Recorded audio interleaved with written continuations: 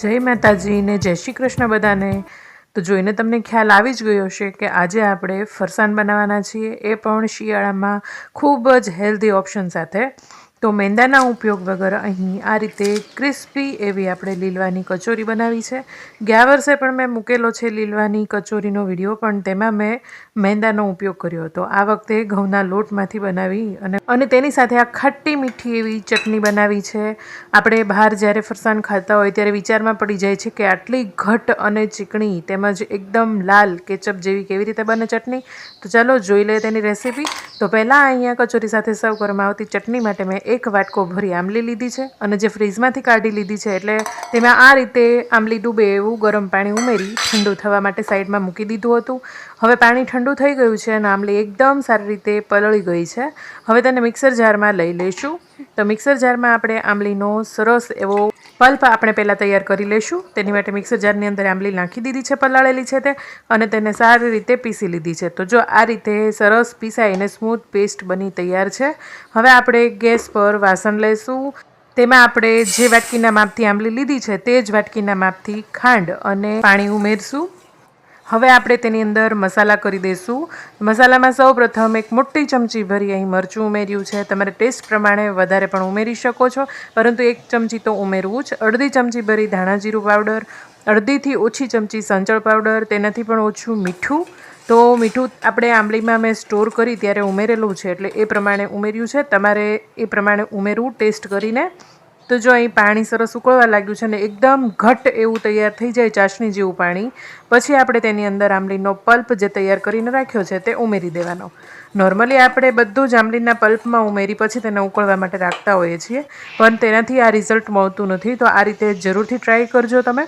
તો જો અહીં આપણી આંબલી ઉકળીને તૈયાર થઈ ગઈ છે। હવે ગેસ બંધ કરી લેશું અને હું તમને બતાવી દઉં તે કેવી લાગે છે। તો જો આ રીતે એકદમ ઘટ, એકદમ ચોંટી જાય ને ચમચીની અંદર એવી આપણી ચાસણી જેવી ચટણી બનીને તૈયાર છે। તો અહીંયા મીઠી ચટણી, ખાટી મીઠી એકદમ ટેસ્ટી એવી ચટણી બનીને તૈયાર છે। તમે આ ચટણીને 15થી 20 દિવસ સુધી ફ્રીજની અંદર સ્ટોર કરી શકો છો, જ્યારે જોઈએ ત્યારે થોડી બહાર કાઢી લેવી। તો આ રીતે ચટણી તૈયાર છે અને લીલવાની કચોરી માટે આ રીતે સામગ્રી લઈ લીધી છે મેં। હું તમને સામગ્રી આગળ બતાવતી જાઉં છું। તો જો એક મિક્સર જારની અંદર અહીં મેં 4થી 5 મીડિયમ તીખા દેશી લીલા મરચાં લીધા છે। તેની સાથે 1 ઇંચથી થોડો ઉપર એટલો આદુનો ટુકડો આ રીતે કટકા કરી ઉમેર્યો છે। તેની સાથે સૂકા લાલ મરચાં, લીલા ધાણા, 1 ચમચી વરિયાળી, અડધી ચમચી જીરું, અડધી ચમચી મીઠું, 2 ચમચી ખાંડ અને તેની સાથે 1 મોટી ચમચી જેટલા તલ લીધા છે। તો આ રીતે બધું સારી રીતે મિક્સરની અંદર આપણે પીસી લઈશું। તો જો આ રીતે એકદમ ઝીણું પીસાય તેનું ધ્યાન રાખવું। હવે આપણે લોટ બાંધી લેશું। તો લોટ બાંધવા માટે મેં અહીં 2 વાટકા ઘઉંનો ઝીણો રોટલીનો લોટ આવે તે લીધો છે। તો આ વાટકોના માપથી મેં લીધો છે, બતાવવાનું રહી ગયું છે।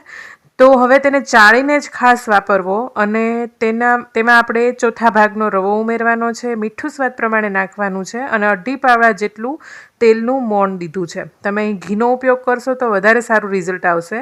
સાથે આપણે અડધી ચમચી જેટલા અજમાના હાથેથી મસળીને ઉમેર્યા છે। હવે સૌપ્રથમ તેલનું મોણ દઈ દેવાનું। આ રીતે મુઠ્ઠીભર્યું મોણ હોવું જોઈએ, તો તેનાથી એકદમ ક્રિસ્પી એવી કચોરી બનીને તૈયાર થશે। હવે તે જ વાટકાના માપથી 1 વાટકો પાણી લીધું છે અને આવો એકદમ સરસ ઢીલો એવો લોટ લઈ લીધો છે, કારણ કે આપણે તેમાં રવો ઉમેર્યો છે। હજી તે થોડી વાર રહેશે, રેસ્ટ આપશું એને 15-20 મિનિટ સુધી, ત્યાં સુધીમાં થોડો કડક થઈ જશે। તો જો આ રીતે તળીએ થોડુંક પાણી બચ્યું છે, આ રીતે તમારે લોટ બંધાઈ જવો જોઈએ।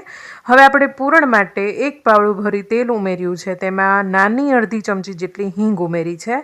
સાથે આપણે જે મસાલો બનાવી તૈયાર કરીને રાખ્યો હતો તે 1 ચમચો ભરી અહીં ઉમેરી દીધો છે।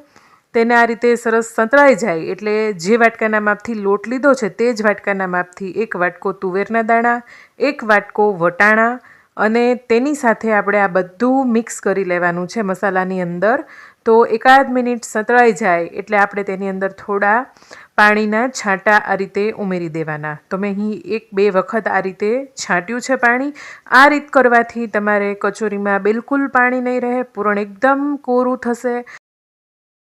તેના લીધે આપણી કચોરી છે તે એકદમ સરસ ક્રિસ્પી એવી રહેશે. પૂરણના હિસાબે જ કચોરીનું જે ઉપરનું લેયર હોય છે તે સોફ્ટ થઈ જતું હોય છે. તો 10 મિનિટ પછી ઢાંકણ ખોલી મેં જોયું તો આ રીતે એકદમ સરસ સોફ્ટ થઈ ગયા છે દાણા. અમુક જે મોટા લાગે છે દાણા તે હજી અધકચરા લાગે તો તમારે ફરી વખત પાણી ઉમેરી 5-1 મિનિટ આ રીતે થવા દેવું, એટલે એકદમ સરસ મેશ થશે તમારે. તો આ રીતે મેશરની મદદથી મેં મેશ કરી દીધા છે. મિક્સરની અંદર બિલકુલ ન કરવા, આ રીતે અધકચરા જ રાખવા. તેમાં 1 મોટી ચમચી આમચૂર પાવડર અને અડધાથી પણ ઓછી ચમચી ગરમ મસાલો સાથે થોડી એવી કિશમિશ અને કાજુના ટુકડા ઉમેર્યા છે. એકદમ ઓપ્શનલ છે કિશમિશ અને કાજુ, પણ તેનાથી સ્વાદ ખૂબ સારો એવો આવશે. સાથે 1 મોટી ચમચી જેટલું ટોપરું ઝીણું આવે છે તે ઉમેર્યું છે. તેનાથી કચોરીનો સ્વાદ બમણો થઈ જશે. તો આ રીતે બધું પૂરણ સતળાઈ જાય એટલે જુઓ તમે એકદમ સ્ટફિંગ આપણું કોરું બનશે. તમારે બોઇલ કરી એવી રીતે દાણા નથી લેવાના, તમારે ખાસ આ રીતે કરવા અને ફ્રીઝની અંદર મૂકેલી વસ્તુ કલાક અગાઉ કાઢી લેવી, પછી જ બનાવવું. હવે આપણે લોટને સરસ કૂણો આવી ગઈ છે અને તેને કૂણવી લીધો છે અને આ રીતે તેમાંથી લુવા તૈયાર કરી લેવાના છે. તો એકદમ રાઉન્ડ શેપ આપી અને આ રીતે આંગળી અને અંગૂઠાની વચ્ચેથી થોડું આવી રીતે પૂરણ લોટનું કાઢી અને આ રીતે ગોળા તૈયાર કરી લેવાના. સાથે આપણો મસાલો ઠંડો થઈ ગયો છે તો આ રીતે હાથની મદદથી થોડું ચપટું કરી અને કિનાર થોડી પાતળી કરી અને તેની વચ્ચે આ પૂરણ ભરી દેવાનું. 1 ચમચી જેટલું પૂરણ સમાય ત્યાં સુધી આપણે ભરી અને આ રીતે કિનારને એકદમ સરસ બંધ કરી દેવી, જેથી આપણી કચોરી છે તે ફાટી ન જાય. અને આ રીતે તેને ભેગી કરી અને સરસ જોડી દેવા. તમારો લોટ ઢીલો હશે તો તમારે બિલકુલ નીચેની સાઈડ બતાશે નહીં કે અહીંથી આપણે પેક કરેલી છે કચોરીને, એટલે ખાસ લોટને થોડો સોફ્ટ એવો રાખવો.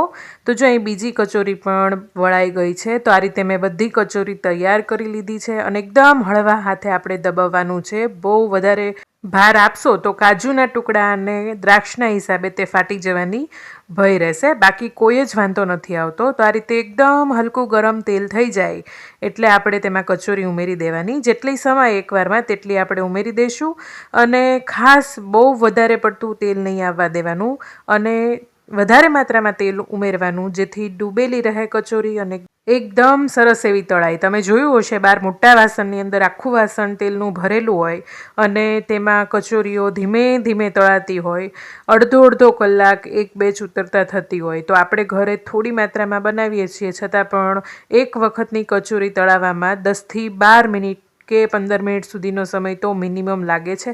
એકદમ ધીમા ગેસે ધીમે ધીમે અને તેલમાં નાખ્યા પછી તરત જ તેને હલાવવી નહીં, જાતે ઉપર તરીને આવે ને થોડી લાલ એવી થઈ જાય પછી જ તેને ફેરવવાની. તો એકદમ આમ ગોલ્ડન બ્રાઉન બહારથી સમોસા કચોરી લાવ્યા હોય ને જેવો કલર હોય તેવો કલર આપણે એકદમ ડાર્ક આવવા દેવાનો. એકદમ ક્રિસ્પી લાગવું જોઈએ ઉપરનું પડ, ત્યાં સુધી આપણે તેને તળવાની છે.